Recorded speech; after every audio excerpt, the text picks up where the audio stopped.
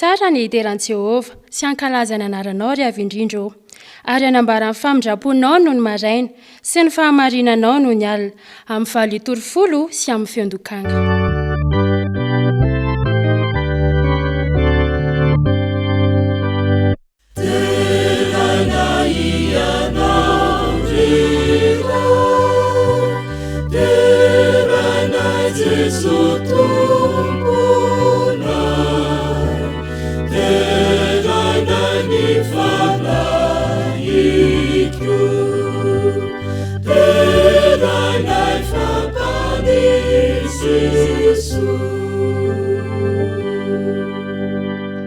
Ry Andriamanitra ray masina tsara indrindra-danitro, mivelom-pisaoranao zay amin'ity fotoananio ity, misaotra noho ny fitahinao sy ny fitantananao anay tsiraray avy. Ankehitriny dia anao izao mifanompompifavana izao izay mangataka ny fanainao masina mba hirotsaka aty anatinay amin'ity anio ity. Tonoana vavaka amin'ny anaran'i Jesosy Kristy. Amen.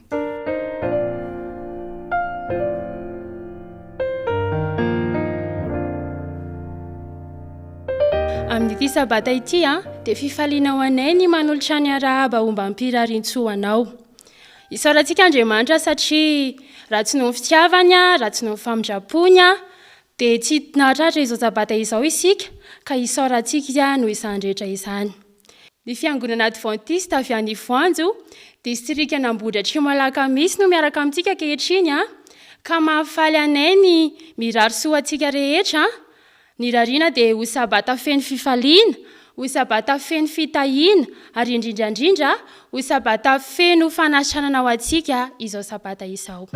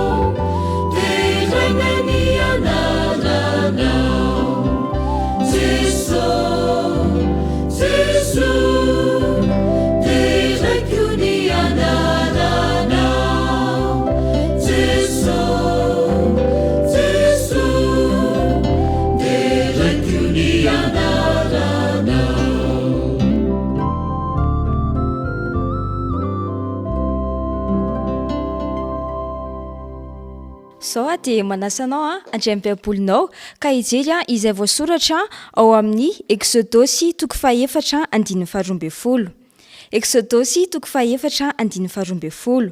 Amin'ny anaran'i Jesosy ny tendratra azy vakiana, koa ankehitriny dia mandehana, fa izao no mba mivavanao ka noranao ao izay holazainao. Koa ankehitriny dia mandehana, fa izao no mba mivavanao ka noranao ao izay holazainao.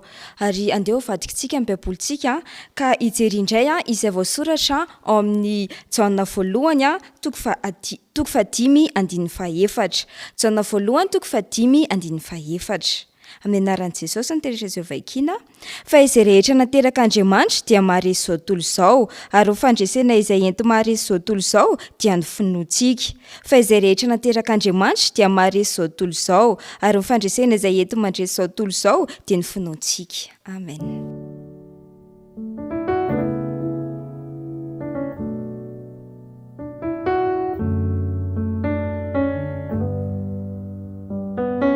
Hiaraka hivavaka isika.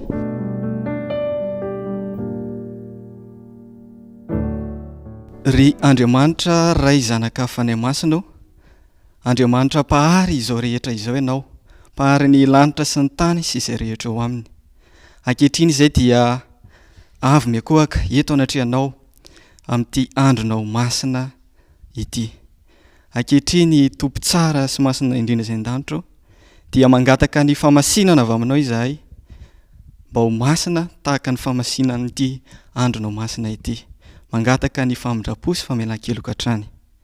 Ankehitriny ary dia mitrotro mambavaka manokana amin'ity fotoanan'io ity ho an'ireo izay manaraka ity fandaharana ity na aiza na toerana misy azy. Ireo tojo tsy fahasalamana dia ianao no anome fanasitranana feno an'izy ireo. Entina hiambavaka aminao ihany koa Tompo ity firenena ity, aoka ianao mihitsy no hitahy manokana izao firenena izao ka mba anam-pahendrenany ny vahoaka sy ny mpitondra eto amin'ity firenena ity. Ny vavaka dia irinay sy tononay ary angatanay amin'ny anaran'i Jesosy Kristy.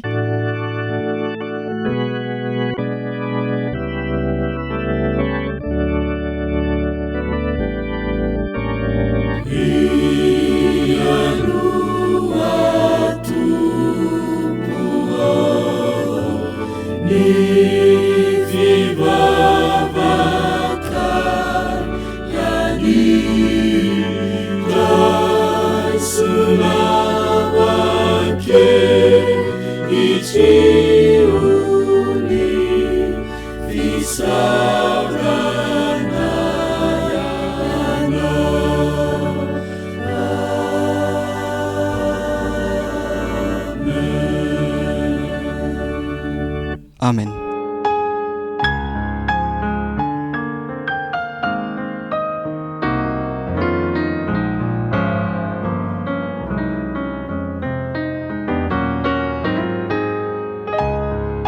Tonga amin'ny fampopavana manokana amirenan'ny ampafolon'ny sofanatra isika izao. Nisy renim-pianakaviana iray izay tena sahirana tokoa, ary nanana faniriana izy tao anatiny tao dia ny mba hamerina amin'Andriamanitra izay tokony ho anazy rehetrarehetra. Rehefa nandeha ny fotoana dia nisahirana hatrany izy, tsy nanana fidiram-bola ary tsy nanana asa ihany koa, ka dia nanao voady tamin'Andriamanitra izy. Dia hoy izy hoe, raha omenao fidiram-bola Andriamanitra dia ataoko loha laharana ny anjaranao.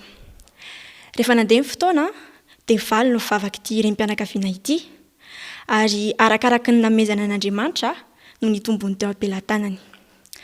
Ao amin'ny Baiboly ao amin'ny Malakia 7:10 dia misy izao teny izao izay hovakintsika amin'ny anaran'i Jesosy. Entinareo ny fahafolon-karena rehetra ao an-trano firaketako mba sikanina ao an-tranoko ary izao toetra amin'izany aho Jehovah tompony maro raha tsy hovoako ny varavaran-lanitra ho anareo ka ampidinako fitahinana manana ambiampy ho anareo. Ankaton'Andriamanitra ary ve isika ka amerina ny fahafolon-karena sy ny fanatitra rehetra? Laza mantsy izy fa androtsaka fitahina manana ambiampy ho antsika. Ka androany ary dia manasa anao Andriamanitra izatoetra azy ka miana azy izay anjarany rehetra. Mialohan'ny hanatanterahana izany anefa dia manasa anao io mibavaka amiko. Rainazany an-danitro, tonga ny fotoana izay hanehoana fankasitrahana anao. Ka reso Jesosy ny tenanay, ny fanaritra izay atolotray mba hankasitrahana eo anatrehanao. Amin'ny anaran'i Jesosy Kristy. Amen.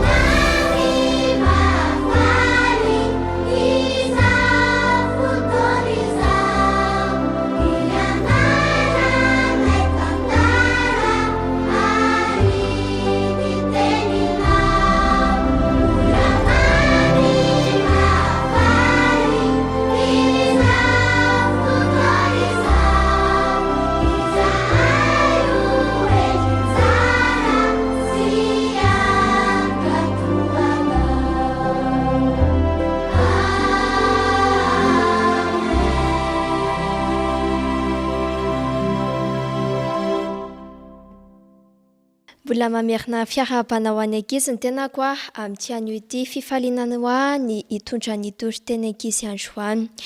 Ny lohateny toriteny ankizy androany dia mitondra ny lohateny hoe Jehova mahay zavatra rehetra. Jehova mahay zavatra rehetra nefa mialohan'izany dia andeha isika hivavaka. Jesosy ataovy miteny eto aminay eto fainanao masina misaotra io. Amen. Tantara ny toavina rankizy no entiko antsika androany. I toavina dia tovolahy kely tena tia mivavaka. Dia rehefa niditra tao am-pianarana 2025-2026 dia niditra tao amin'ny fianarana anankiray izay mbola tena vaovao taminy i toaviny. Rehefa niditra samy any amin'ny kilasiny daholo ny ankizy rehetra dia tena mbola tsisy namana mihitsy i toaviny. Rehefa tonga raha fakana rivotra na koa hoe ny récréation dia nisy lehilahy anankiray nanantona ny toaviny. Dia niteny anazy hoe andao hiaraka hilalao aminay fa aza mitokatokana ety dia lasa nanantona ny namany hafa ry zareo. Rehefa nandeha ny andro nandeha ny volana dia rehefa tonga ny fakana rivotra dia resaka momba ny fivavahana i toavina sy ny namany. Dia nefany rehefa nandeha teo resaka dia tsy nasa ny adefitra tamin'ny namany i toavina fa mody fanina be fotsiny. Rehefa noditany an-trano ary izy dia tsy alezy mihitsy. Hitany eny izy hoe tsy sava, tsy mety mihinan-kanina. Nanontaniany eny amin'izay izy hoe fa maninona ka ianao ry zanako? Dia hozy izy hoe rehefa tonga tany am-pianarana ary neny rehefa tonga récréation dia tena resaka momba ny fivavahana ny namako nefa tsy vitako no resaka niaraka andrery zareo. Tsy navita naneho ny hevitra koa satria izaho natahotra. Dia hozy neny hoe rehefa tonga ny am-pianarana ianao rapitso dia mivavaha mangina foana fa Jehova no hiady fa ianao dia fitaovana fotsiny ihany. Dia nieritreretiny toavina foana iny teny izay nolazainy iny ny alina. Dia rehefa tonga ny maraina andeha hianatra izy dia mivavaka mangina foana izy teny an-dalana. Dia rehefa tonga tany am-pianarana amin'izay izy dia nahitan'ireo namany dia nivorivory teo ry zareo dia tonga dia nisy namany anankiray nitarika an'ilay resaka. Dia mbola miverina mivavaka mangina ihany izy tsy nitrahatra mivavaka mangina mihitsy izy. Rehefa nanomboka niteny ary i toavina dia nangina daholo ny nama rehetrarehetra niaino anazy. Dia liana be tamin'ilay resaka izay nataony toavina ny namany dia nanokana andro anankiray mihitsy ry zareo andinihana sy anarana an'ilay zavatra resahan'ny toavina satria tena mahaliana andry zareo. Andeha hajantsika hatreo iny tantara iny fa andeha ho jerevantsika ny ao amin'ny Exodosy 4:12. Exodosy 4:12 amin'ny anaran'i Jesosy. Koa ankehitriny dia mandeha ihany fa izao momba ny vavanao ka hanoranao izay holazainao.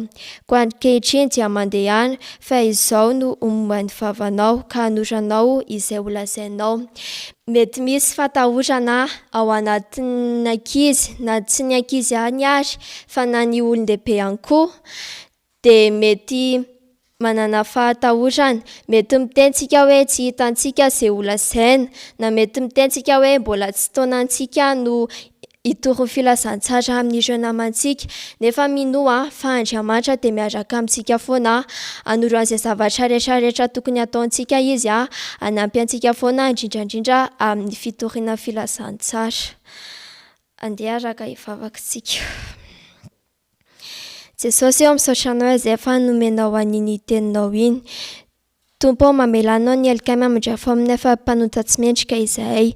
Tompo mety manana fahatahorana izay hiteny hitory filazantsara amin'ireo namanay nefa ataovy tsapanay fa ianao sy fanainao masina dia miaraka miasa aminay foana. Misaotra io. Amen.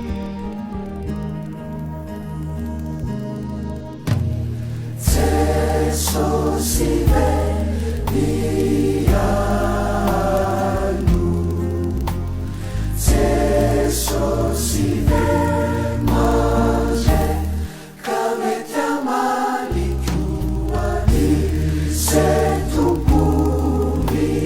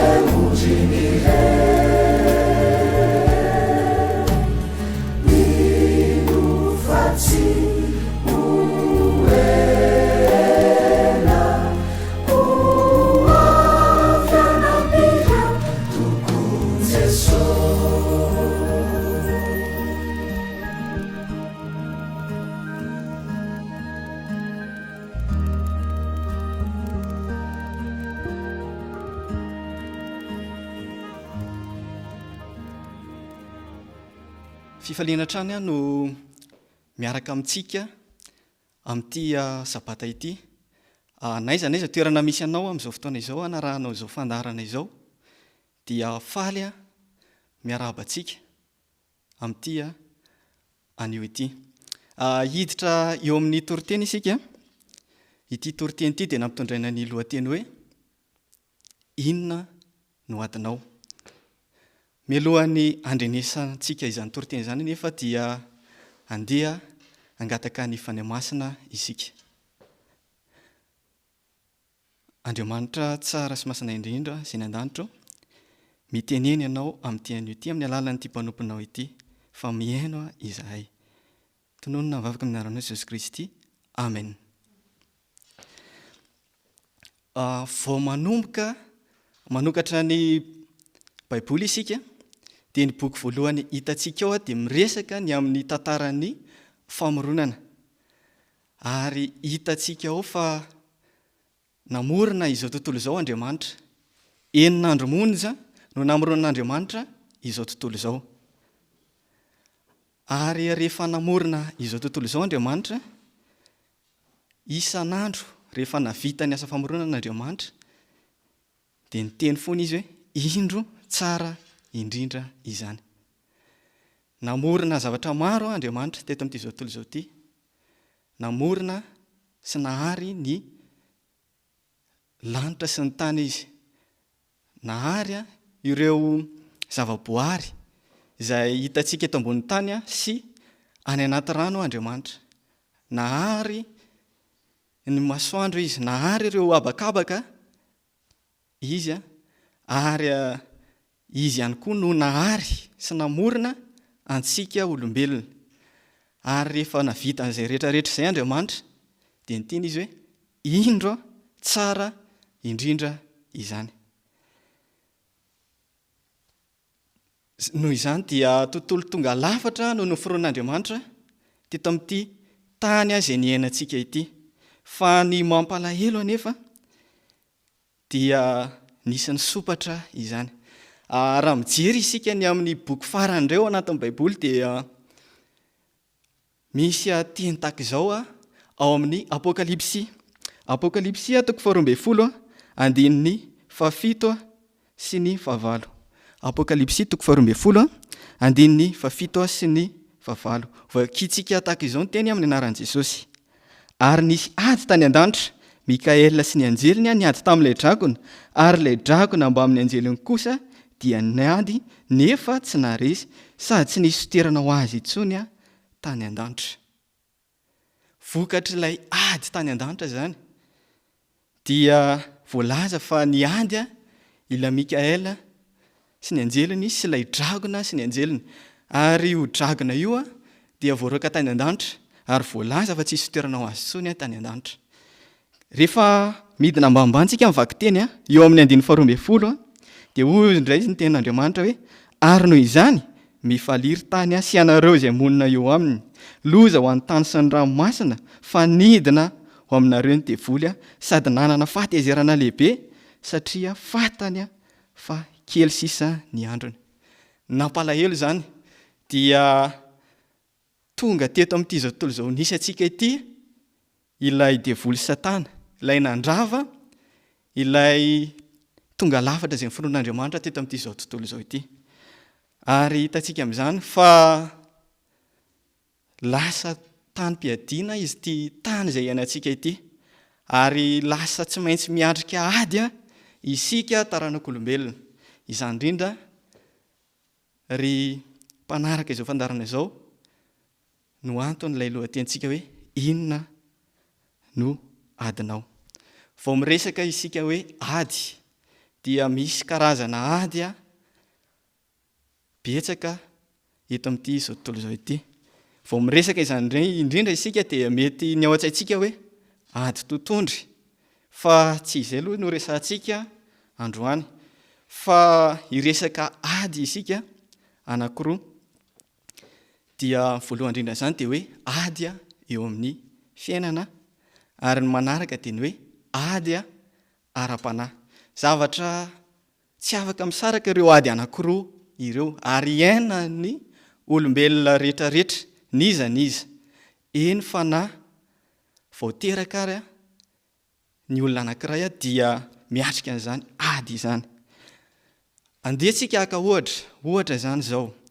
Raha misy tsika zao rehefa mifoha maraina dia efa miatrika ady isika. Mety hoe ady amin'ny akamona ohatra, mety hoe kamo ianao kanefa tsy maintsy resenao zany akamona izany, fa misy ady ohatrehanao dia tsy maintsy miatrika ady ianao. Ohatra ihany koa hoe rehefa miasa isika dia efa miatrika ady izany, satria miady isika ho amin'ny fahantrana, ilaintsika ny miady amin'izany.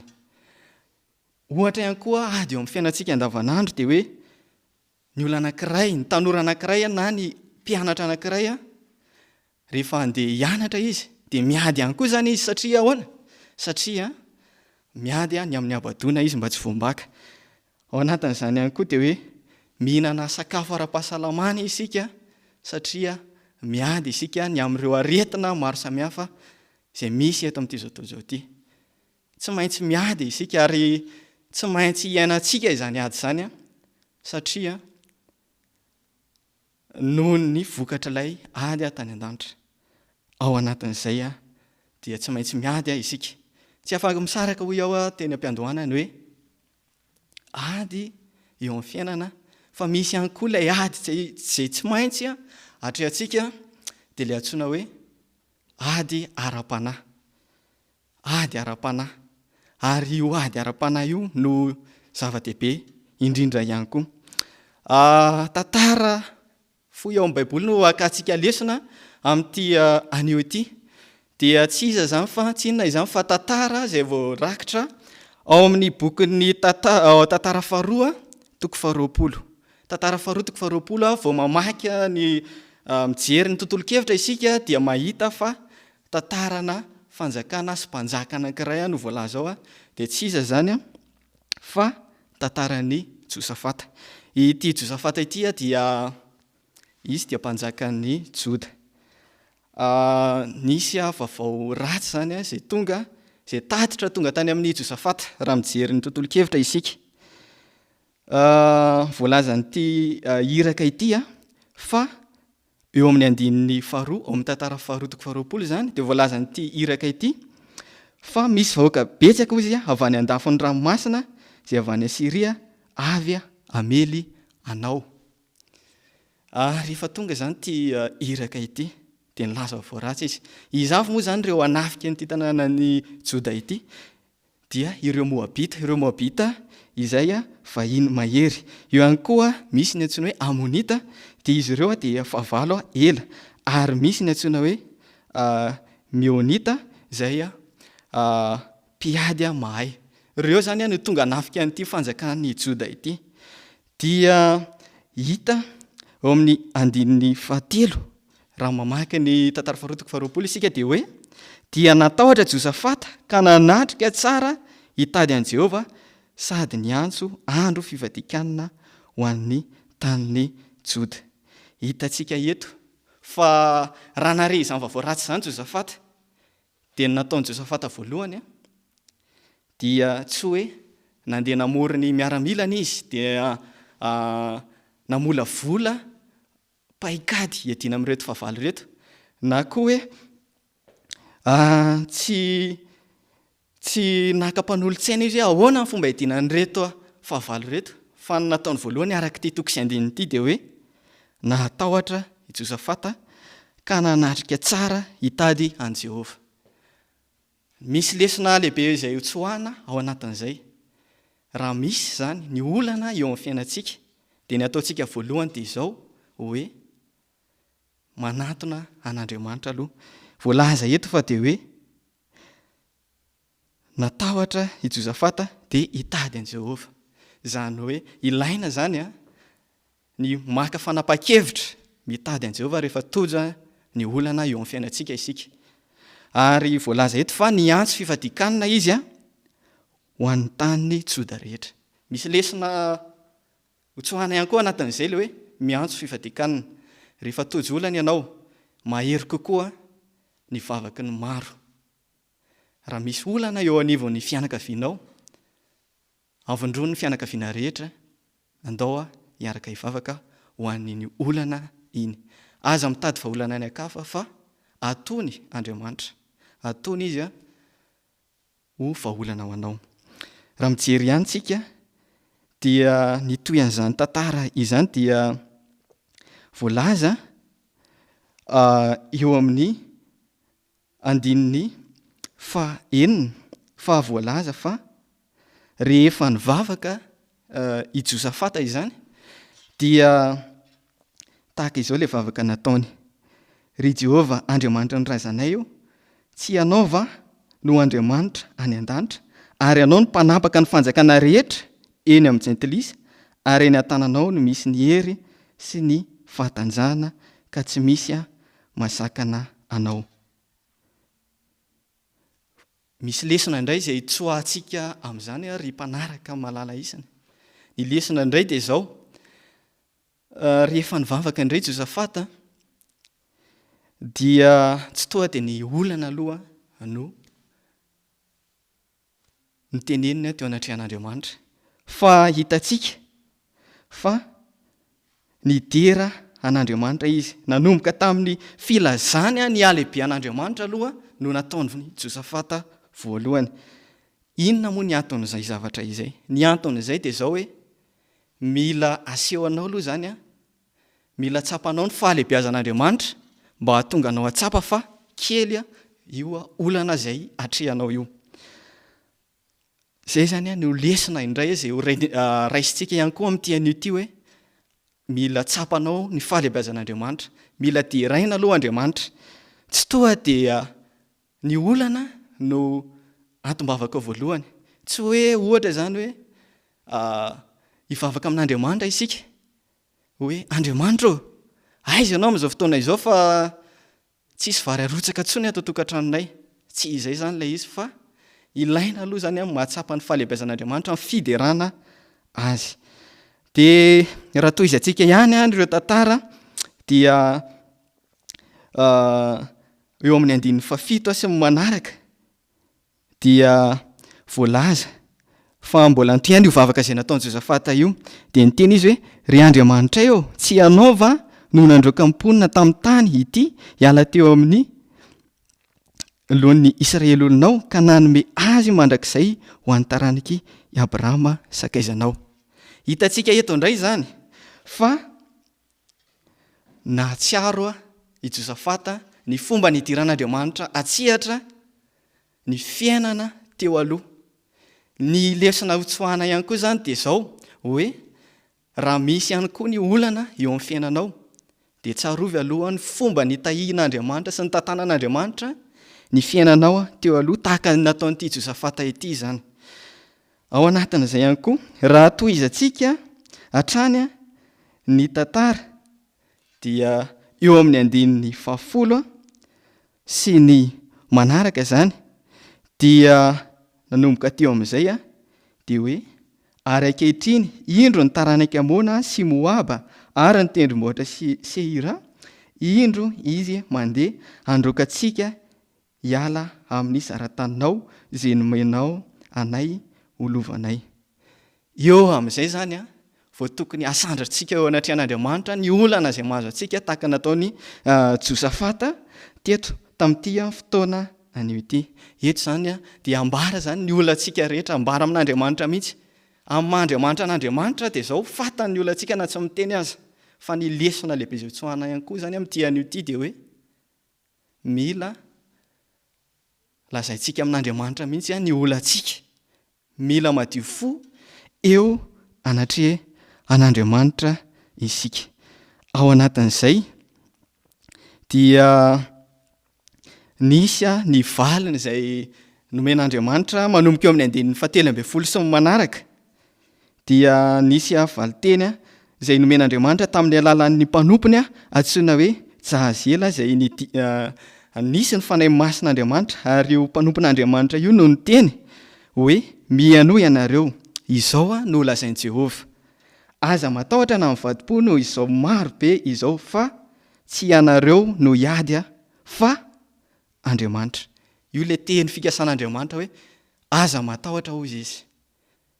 Rehefa tojo olantsika dia fampairezana ho antsika amin'ny teny ity dia hoe aza matahotra ianao, fa voalaza fa hoe tsy ianareo no hiady fa Andriamanitra. Akino amin'Andriamanitra ny adinao, manana olana ianao, akino amin'Andriamanitra izany adinao zany, fa izy nefa nanome an'io teny fikasana io ary tsy maintsy ho tanteraka amintsika izany teny fikasana izany. Ao anatin'izany voanare izany teny fampanantenana sy teny fikasana izany i Josafata eo amin'ny 10 manaraka, amin'ny 19 dia voalaza ny ten'Andriamanitra fa ny akohaka Josafata ka ny tavany nanatrika ny tany, ary ny Joda rehetra sy ny mponina tany Jerosalema dia ny akohaka teo anatrehany idera an Jehovah. Teto zany dia nisy fifaliana indray teto amin'ity firenena ity, satria efa nampananten'Andriamanitra fa hanavitra ary niteny Andriamanitra fa izy ny hiady fa tsy ity firenen'ny Joda ity. Lesona lehibe hatrany no tsoahantsika ao anatin'izany. Mila rehefa tojolana isika dia rehefa mamaly vavaka ny Andriamanitra dia efa somary efa tsindotsindotsika ihany le valomavaka ohatr'izao ny hitondran'Andriamanitra ny fiainako. Dia ao anatin'izany tsika dia efa misaotra an'Andriamanitra sahady na dia mbola tsy tanteraka eo ny eo ary ny valombavaka iny, fa mila misaotra an'Andriamanitra trany isika raha tiantsika ho tanteraka eo amin'ny fiainantsika ny teny fikasan'Andriamanitra, ary raha tiantsika Andriamanitra ny hiady eo amin'ny fiainantsika tahaka ny ty firenen'ny Joda ity. Ao anatin'izany dia tena namaly vavaka tokoa Andriamanitra. Raha mijery isika amin'ny 12 dia noaringan'Andriamanitra reto favalo izay nanafika nyty firenena Joda ity. Hoy izy ny 12 hoe ary raha vao nanomboka ny oby sy ny dera ireo dia nasian'i Jehovah otrika hamely ny taranaka Amona sy Moaba sy ny avy amin'ny tendrombohitra Seira iray avy hamely ny Joda ka dia resy ireo. Izay zany le valombavaka teto no aringan'Andriamanitra avokoa ireto fahavalo reto rehefa nanomboka ny oby sy ny dera ireto firenena Joda ireto, ary nahazo fandresena izy ireo. Hitan'ny Joda zany teto eo amin'ny 420 ny fahafatesan'ny fahavalony, ary voalaza ihany koa fa nahazo babo be da be izy ireo. Ary eo amin'ny 520 moa zany dia hitantsika fa nisaotra an'Andriamanitra ireto fireneny Joda ireto, ary rehefa nandresy izy ireo dia nisaotra, nidera ary nakalaza an'Andriamanitra. Eny arany. Ao anatin'izay dia misy lesona lehibe izay tsy ho antsika tao anatin'izany rehetrarehetra izany. Ary ankehitriny dia miantso anao Andriamanitra amin'ity fotoana ity. Mety misy olana eo amin'ny fiainanao, mety olana ara-bola io, mety aretina io, mety tsy fahasalamana, ao ihany koa mety hoe very asa ve ianao ankehitriny. Lesona lehibe eo antsika ny tantaran'ny Josafata, niatrika ady izy teto dia izao hoe aoka rehefa hikatsaka ny vahaolana antsika dia eo amin'Andriamanitra irery ihany. Ary tsarovy ihany koa izay nataon'Andriamanitra teo amin'ny fiainanao.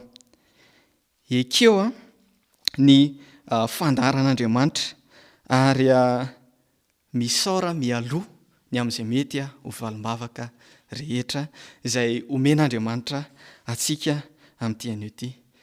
Ka ny teny fikasana izay omenanao amin'ity anio ity dia izay hita sy voasoratra ao amin'ny Jaona voalohany 5:14 manao hoe: fa izay rehetra naterak'Andriamanitra dia maharesy izao tontolo izao, ary ny fandresena izay entina maharesy izao tontolo izao dia ny finoantsika. Ho tanteraka amintsika tsiraray avy izay manaraka izao fandarana izao izany tenin'Andriamanitra izany. Vavaka isika. Tompo tsara sy masina indrindra izay ny-danitro, misaotra anao noho ny amin'ny teninao izay nomenao anay tamin'ity fotoana anio ity. Miatrika ady tokoa izahay, kanefa dia ianao dia efa nanome ny teny fikasana hoe izay rehetra nateraka ao dia maharesy izao tontolo izao, ary ny fandresena izay entina maharesy izao tontolo izao dia ny finoanay. Ampio mba hanana finoana miorina eo anatrehanao izahay, ka ny mpanaraka izao fandarana izao Tompo dia voaka mpandresy hatrany amin'ny ady rehetra izay hatrehany. Tonoana vavaka amin'ny anaran'i Jesosy Kristy. Amen.